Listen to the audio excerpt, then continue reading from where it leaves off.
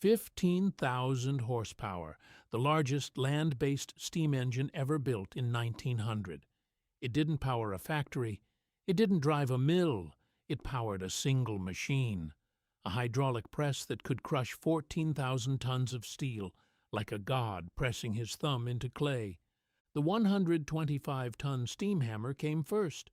When it slammed down, the ground shook for blocks. Workers said you could feel it in your chest before you heard it. 125 tons of falling steel, reshaping gun barrels that would decide naval battles half a world away. France built the world's most powerful hammer in 1877. Bethlehem looked at it and said, "We can do better." 14 years later they did, but the hammer was just the beginning. The press that replaced it in 1892 could apply constant, crushing force that no hammer could match. It forged the guns that armed every American battleship from the Spanish-American War through World War II. 16-inch barrels, 61 feet long, 94 tons of precision machine death. When those guns fired, they could punch through 20 inches of hardened steel from 9 miles away. And here's what keeps historians up at night. For decades, Bethlehem Steel was the only American company that could forge them. When foreign powers sat down in Washington in 1922 to negotiate limits on naval warfare, they weren't just limiting ships. They were limiting what those ships could carry, and what those ships carried was forged in Bethlehem, Pennsylvania, by machines no other nation could replicate. We're going to find out how a Pennsylvania steel town built the forging presses that nations couldn't match, and why, when treaties finally put limits on battleships, they were really putting limits on what Bethlehem's machines could do to the balance of power. But first, we need to understand the impossible problem Bethlehem faced, because in 1885 the United States couldn't build a battleship gun, not one, and that was about to become a national crisis. Hell's Forge, Bethlehem, Pennsylvania, 1885. The Bethlehem Iron Company had made its fortune rolling railroad rails. Good business, steady business. Rails for the expanding nation. Rails that carried settlers west, carried freight east, carried the entire country into the industrial age. But across the Atlantic, something was happening that would change everything. Steel battleships, steam-driven, armored with plates no wooden ship could hope to penetrate, armed with guns that could sink a vessel from miles away. Britain had them, France had them, Germany was building them faster than anyone predicted. And the United States Navy? The United States Navy was rusting at anchor, still sailing Civil War-era wooden ships that wouldn't last 10 minutes in a modern naval engagement. Congress knew it. The Navy knew it.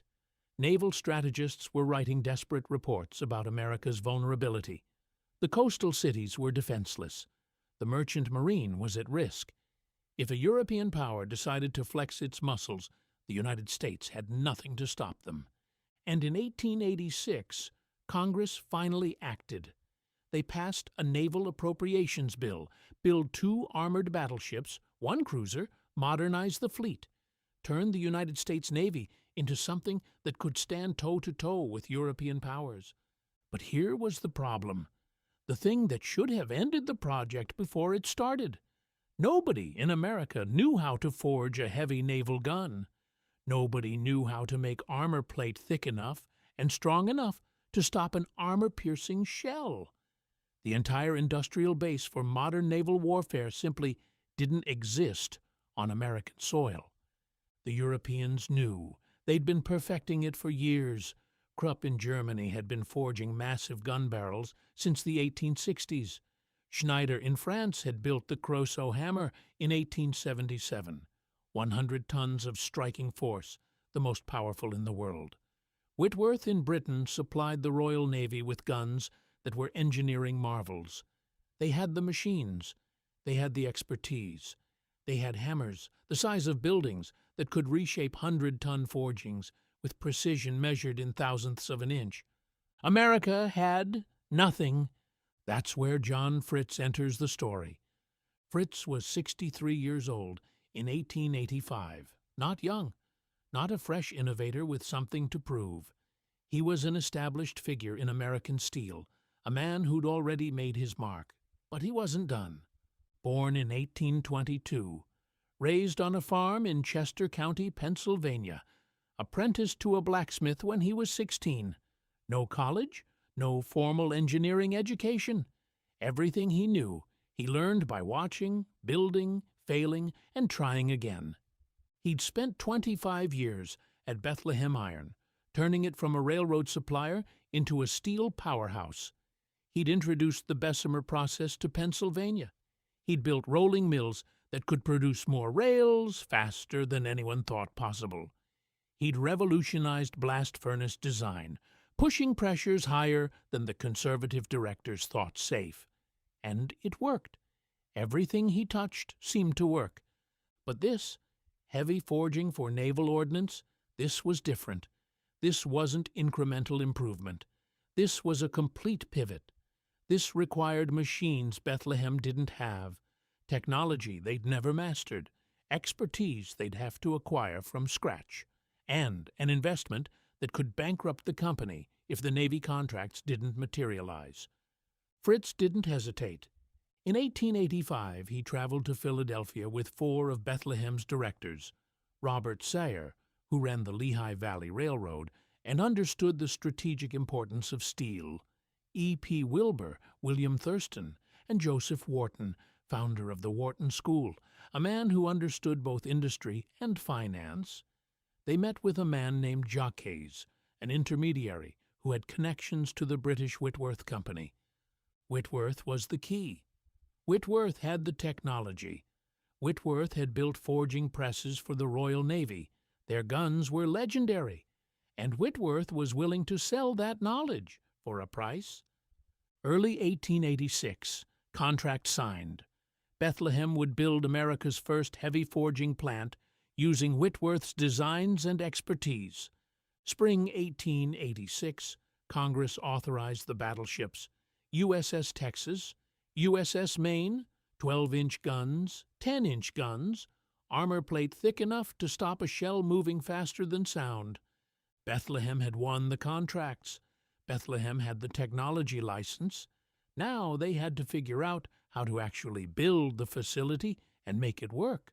Because knowing how something is supposed to work and making it work are two very different things. Construction started in 1887.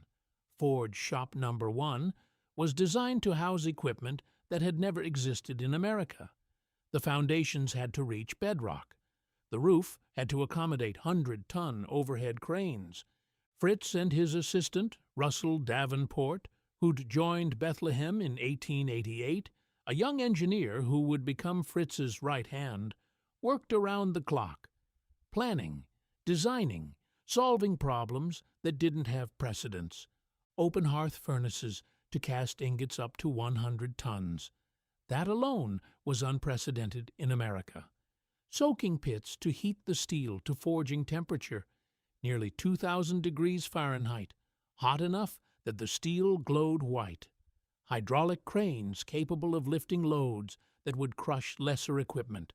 A compressed air system to power the machinery. A steam generation plant to drive everything. And the centerpiece? A steam hammer, not just any steam hammer. Fritz wasn't interested in matching the Europeans. He wanted to surpass them, the most powerful steam hammer ever built.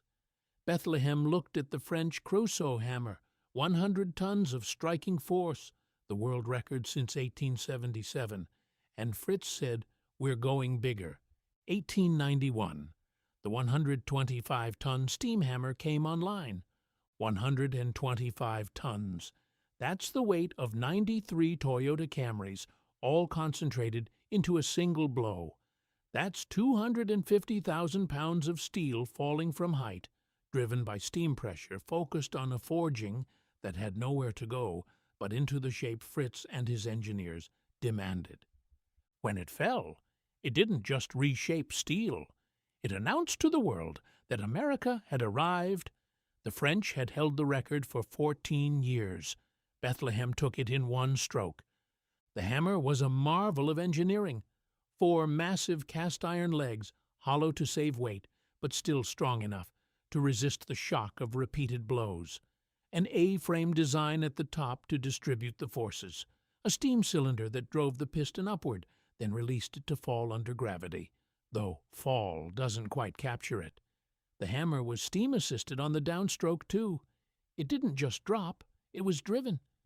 The operator stood on a platform, controlling the valves that determined how hard the hammer would strike. Light taps for finishing work, relatively speaking. A light tap from a 125-ton hammer. Full-force blows for the heavy shaping that transformed a crude casting into something that could become a gun barrel. When the hammer struck, buildings blocks away would rattle.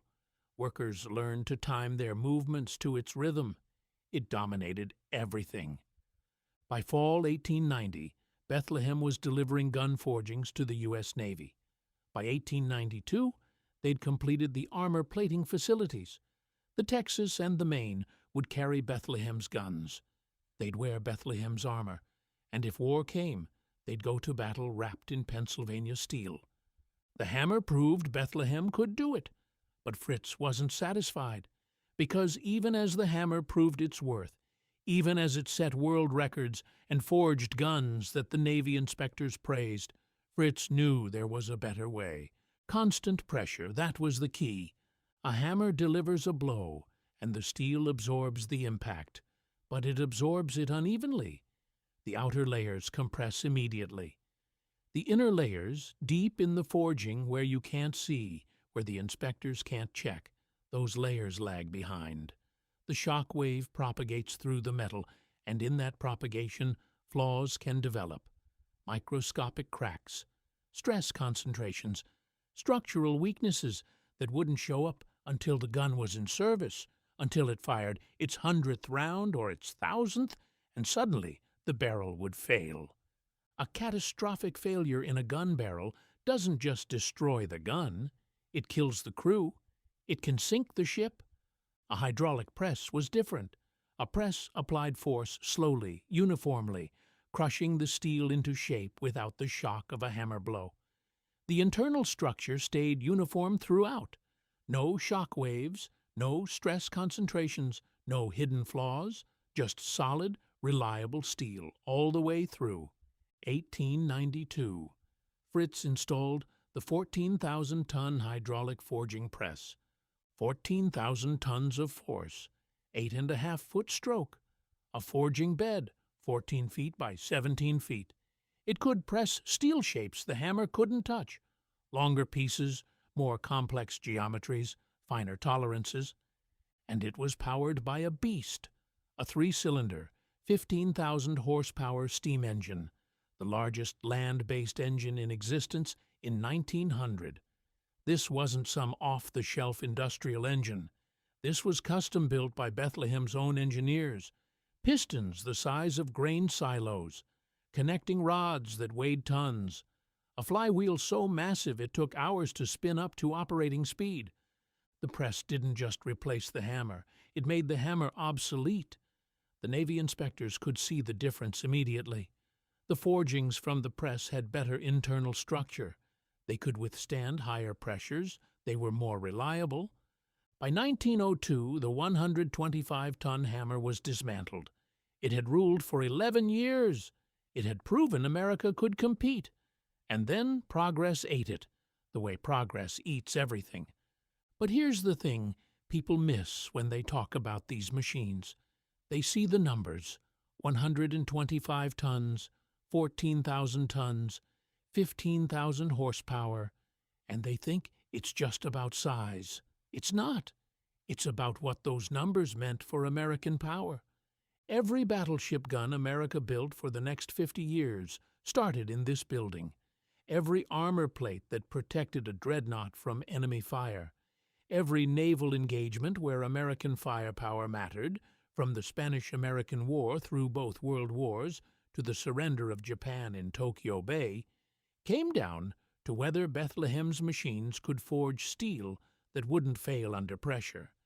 And they could, because Fritz and Davenport had built machines that didn't just match the Europeans, they surpassed them, and for decades no one else in America could do what Bethlehem did. But running those machines, keeping them operational day after day, year after year, that was a different kind of war, and it was the workers who fought it. Keeping hell running! 14-hour shifts, 6 days a week, sometimes 7. That was standard at Bethlehem Steel. Not exceptional, not crisis mode, standard. The forging shop wasn't just hot, it was volcanic.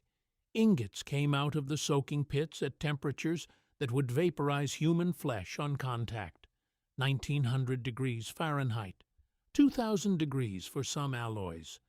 The hydraulic press crushed steel that glowed white-hot, and the radiant heat turned the shop floor into a furnace even in the dead of Pennsylvania winter. Workers wore leather wraps soaked in water, wooden shoes, heavy gloves, anything to create a barrier against the heat that could kill them with one wrong move.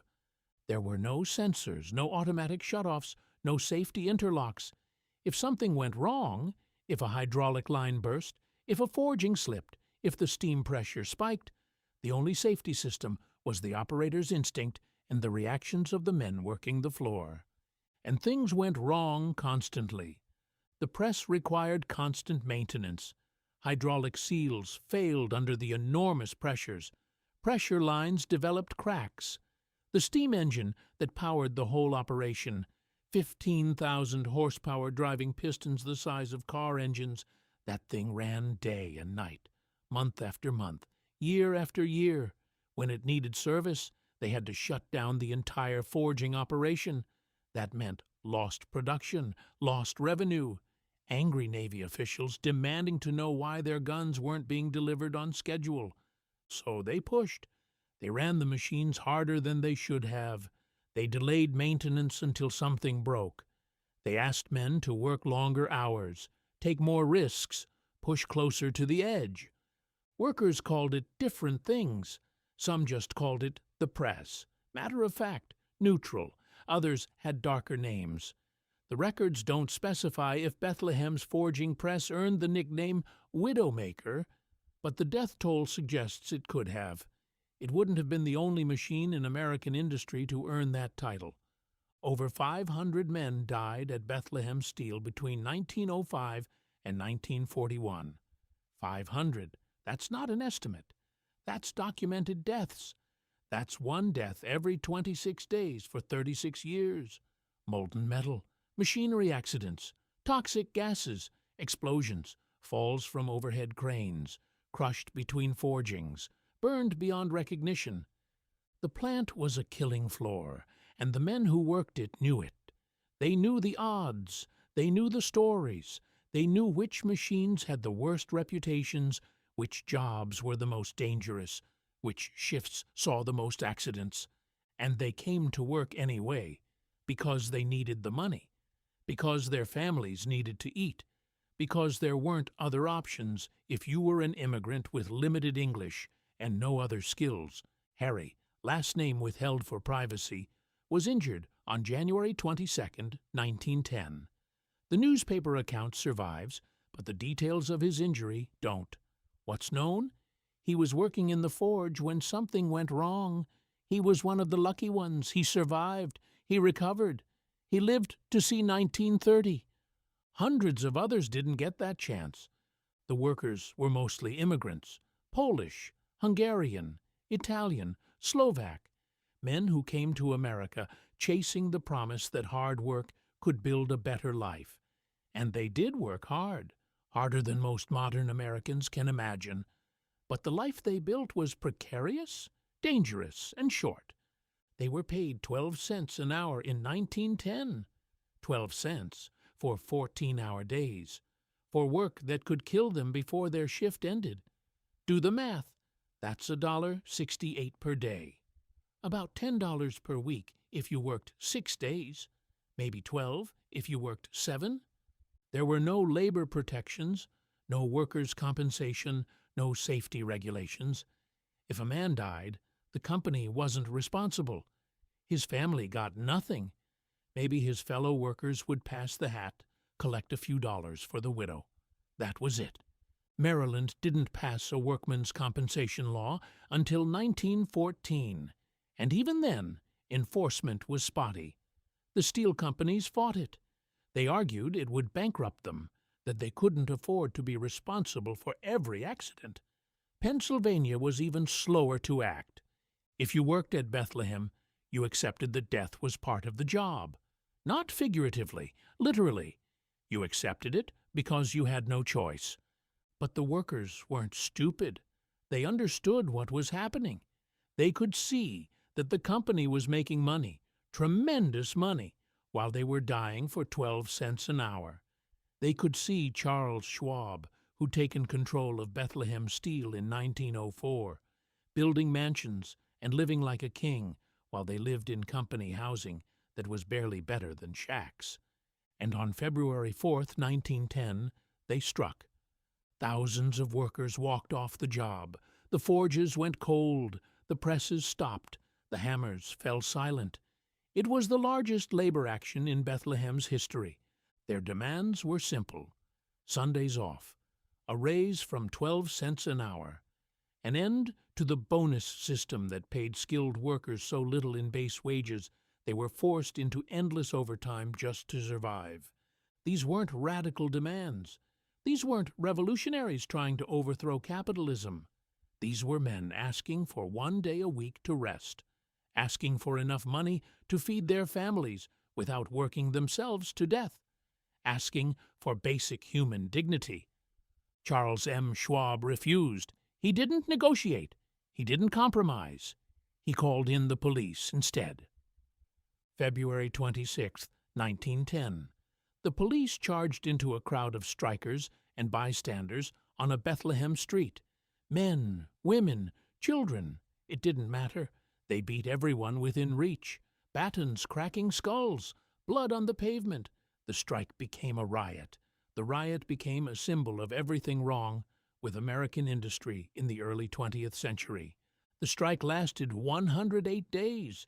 The workers held out as long as they could. But they were running out of money, running out of food, running out of hope. Schwab won. He always won.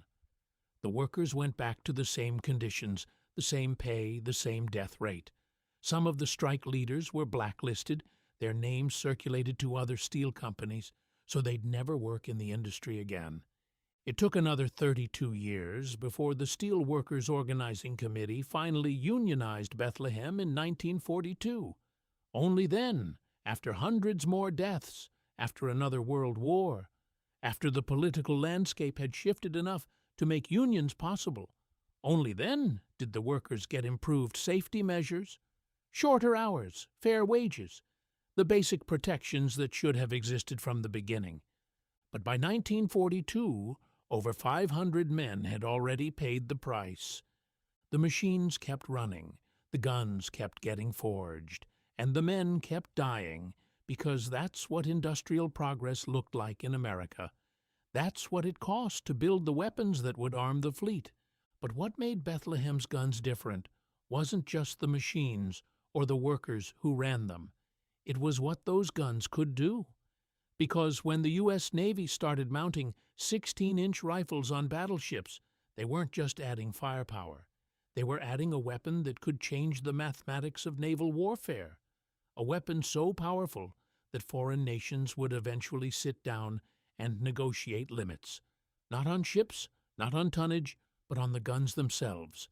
And in 1922, when those foreign powers gathered in Washington, they were really negotiating limits on what Bethlehem had made possible.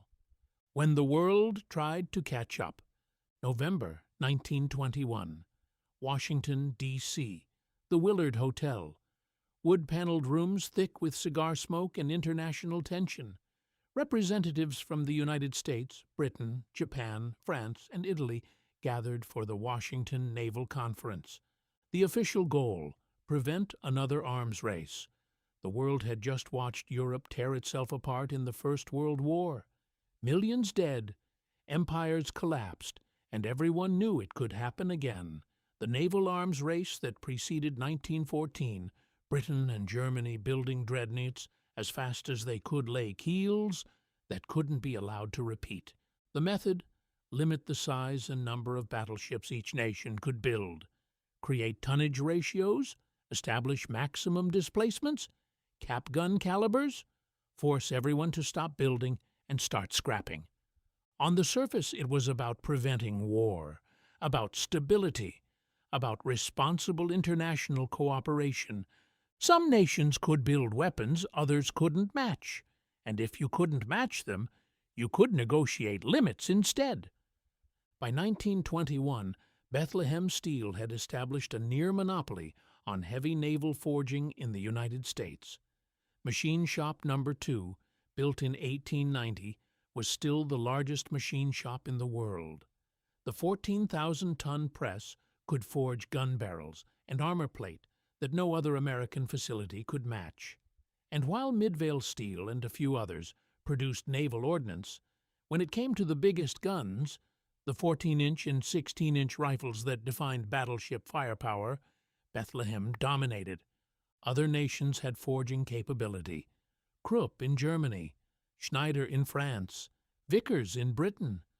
But Bethlehem had refined the process to a degree that made American battleship guns the most reliable in the world. Here's what a 16-inch gun represented: 94 tons of forged steel, 61 feet, 4 inches long, machined to tolerances of thousandths of an inch over that entire length. The barrel had to be perfectly straight. Any curve would throw off the trajectory. The rifling had to be precisely cut. The grooves that spin the shell had to be identical from breech to muzzle. And it had to withstand internal pressures that would destroy lesser materials. When a 16-inch gun fired, the chamber pressure spiked to 21 tons per square inch. That's the weight of a loaded dump truck, concentrated on every square inch of the barrel's interior. The metal had to hold. It had to contain that pressure without deforming, without cracking, without failing. Because if it failed, it killed everyone nearby. The shells these guns fired were monsters, 2,700 pounds of armor-piercing death. They left the muzzle at 2,300 feet per second, faster than the speed of sound. At 9 miles away, that shell could penetrate 20 inches of hardened steel. Think about that. 20 inches, that's steel armor designed specifically to stop shells. Face-hardened, backed with softer steel to absorb impact. The best armor technology available, and the Bethlehem forged guns punched through it like it was wet cardboard. That's what American battleships carried. That's what the Washington Naval Treaty was trying to contain. The treaty, signed February 6, 1922, established the framework. Battleships, maximum 35,000 tons displacement. Guns, maximum 16-inch caliber for capital ships, 8 inches for cruisers. Tonnage ratios, 5 for the U.S. and Britain, 3 for Japan, 1.67 each for France and Italy. A 10-year battleship building holiday, where no new capital ships could be constructed except as replacements for ships reaching 20 years of age. The treaty didn't mention Bethlehem Steel. It didn't name the 14,000-ton press. It didn't reference Fritz or Davenport or the decades of engineering expertise concentrated in Pennsylvania. It didn't need to. By limiting battleship construction, it limited demand for the guns Bethlehem forged. By capping gun caliber at 16 inches, it capped the arms race before it spiraled into 18-inch, 20-inch monsters that would have required even larger forging presses, even more investment, even more escalation. The treaty froze the advantage Bethlehem had built. It said, this far, no further. Not because the technology couldn't advance. Bethlehem could have built bigger presses, forged bigger guns, but because the political will to contain the arms race finally existed. But here's what the treaty couldn't do. It couldn't erase the advantage Bethlehem had already built. It couldn't unforge the guns already in service. It couldn't dismantle the expertise, the manufacturing infrastructure, the institutional knowledge that Bethlehem had accumulated. And when World War II came, and it came, treaty or no treaty, the battleship holiday was over. The limits were gone. Japan withdrew from the treaty system in 1936. Germany was already rearming in violation of Versailles. The naval arms race resumed, and the nation with the forging capacity to build the guns would have the edge. Bethlehem was ready.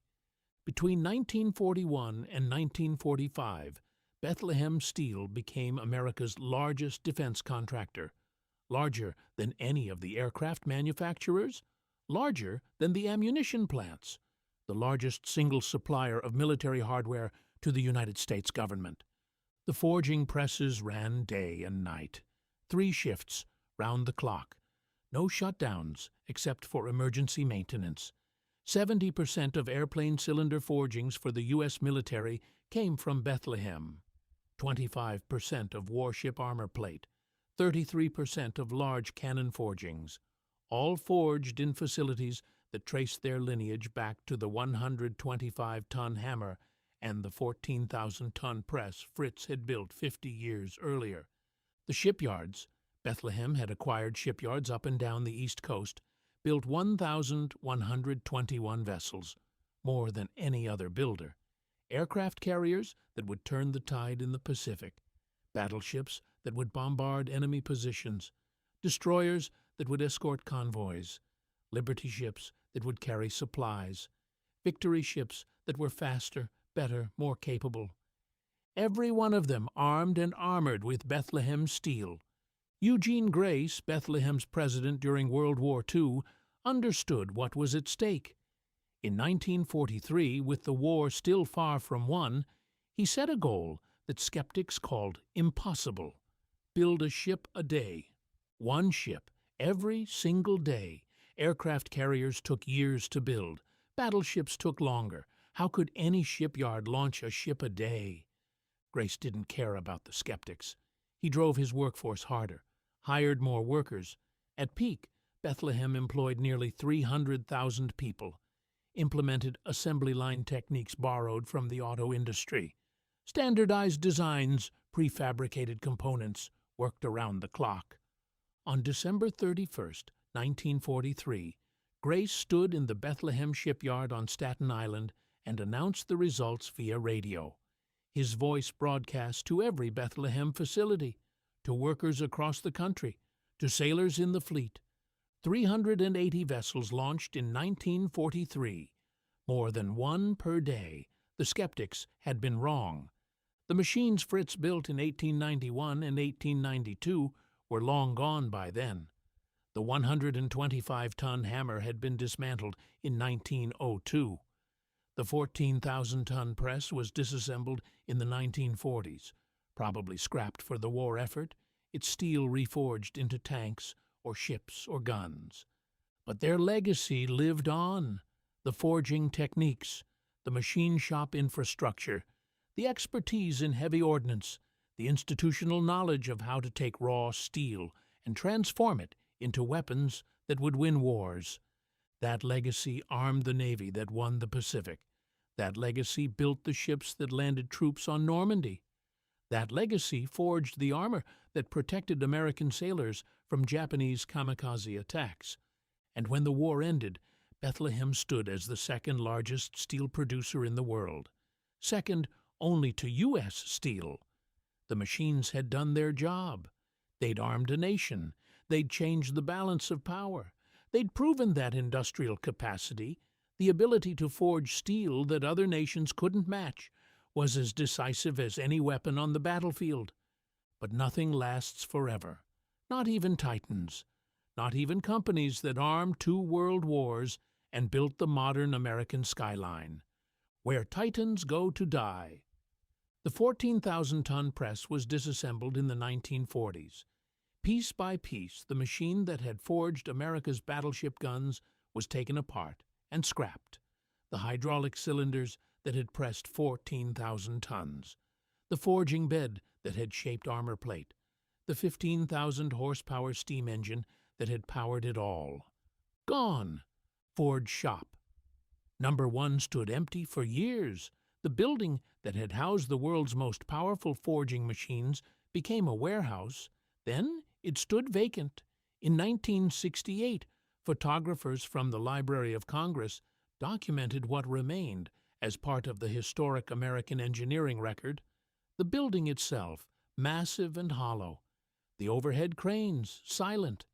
The foundation still there, still strong enough to support machines that no longer existed. The infrastructure of an industrial age that was already fading into history. By the 1970s, Bethlehem steel was in decline. The warning signs had been there for years, but management ignored them. Foreign competition, Japanese steel mills, rebuilt after World War II with American aid, using more modern techniques, Korean steel, European steel, all of it cheaper than Bethlehem could produce. Mini mills that could produce steel faster and more efficiently, using electric arc furnaces instead of blast furnaces. They didn't need the massive infrastructure Bethlehem relied on. They could set up anywhere with cheap electricity. They could undercut Bethlehem's prices. Outdated management that clung to old methods while the industry transformed around them. Bethlehem's executives were steel men from the old school. They'd grown up in the world Fritz built. They couldn't imagine that world ending. The pension obligations, decades of promises to workers, to retirees, healthcare costs that climbed every year. Bethlehem had 80,000 retirees by the 1990s, all drawing pensions, all entitled to health care. The company was supporting more retirees than active workers. The asbestos lawsuits, thousands of workers who'd been exposed to asbestos for decades without protection, without warning. The fibers were everywhere in the plant, in insulation, in fireproofing, in protective equipment. Workers breathed it in every day. And decades later, they were dying of mesothelioma and lung cancer. The lawsuits numbered in the thousands. The payouts ran to hundreds of millions of dollars. 2001, Bethlehem Steel filed for bankruptcy. The second largest steel producer in American history. The company that had armed 2 world wars. The company whose steel was in the Golden Gate Bridge, the Empire State Building, Madison Square Garden, Rockefeller Center. Bankrupt. 2003, Bethlehem Steel Corporation was dissolved. Its assets sold to International Steel Group. The name disappeared. The company ceased to exist. But walk through Bethlehem, Pennsylvania today, and you'll see the ghosts. 5 blast furnaces still stand along the Lehigh River, rusted, silent, monuments to an industrial age that's gone. They're part of steel stacks now, an arts and entertainment district built on the bones of the old plant. The furnaces serve as a backdrop for concerts, festivals, performances. Tourists walk beneath them and take photos. They try to imagine what it was like when these furnaces roared, when they produced thousands of tons of pig iron every day, when they lit up the night sky with their flames. The National Museum of Industrial History preserves what it can. Artifacts, photographs, oral histories from workers who remember when the plant was alive. In 2021, they moved a 900,000-pound artifact to the museum grounds, the 1891 Whitworth armor-bending press, 7,000 tons of force, used to curve armor plate for battleships in the Spanish-American War, World War I, World War II. It's reassembled now in an outdoor park, a monument to the machines that shaped history. Visitors can walk around it, touch the cold metal, read the plaques that explain what it did. But no one alive remembers seeing it operate. No one remembers the heat, the noise, the danger. Lehigh Heavy Forge still operates in Bethlehem. It's a successor company, tracing its roots back to the original forging operations. Today, it runs a 10,000-ton hydraulic press, smaller than the old 14,000-ton press, but using techniques Fritz would recognize. It forges components for power generation, pressure vessels, oil and gas industry, defense contracts. The work continues, but it's not the same. The scale is smaller, the workforce is smaller, the impact is smaller. Nothing will be the same. The Washington Naval Treaty expired in 1936. Japan formally withdrew, tired of being limited to 3/5 of what America and Britain could build. The naval arms race resumed almost immediately, and when the next war came, Bethlehem's forges were ready. But the treaty had done something unexpected. It had frozen battleship development for 15 years, from 1922 to 1937. And in those 15 years, naval aviation matured. Aircraft carriers went from experimental curiosities to the most important capital ships in the fleet. By the time World War II started, the aircraft carrier, not the battleship, was the dominant force in naval warfare. The Battle of Midway in 1942 was decided by carrier aircraft. The battleships were thousands of miles away. Pearl Harbor proved that battleships were vulnerable to air attack. The sinking of the Prince of Wales and Repulse by Japanese bombers proved that no amount of armor could protect against a determined air assault. The guns Bethlehem forged were still lethal. The armor they pressed still protected. Battleships still served throughout the war. But the era of the battleship was ending, and with it, the era of machines like the 14,000-ton press.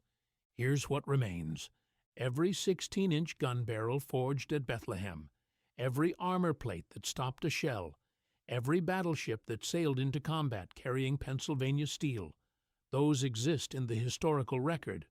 USS Iowa, USS New Jersey, USS South Dakota, USS Massachusetts, ships that are museums now, floating memorials to a time when they were the most powerful weapons on Earth.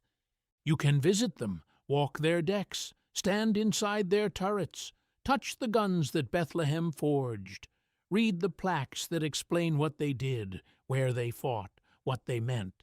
The bridges still stand, the Golden Gate in San Francisco, the George Washington in New York, the Verrazzano Narrows, all forged with Bethlehem steel. Millions of people cross them every day without knowing, without thinking about where the steel came from or what it represented.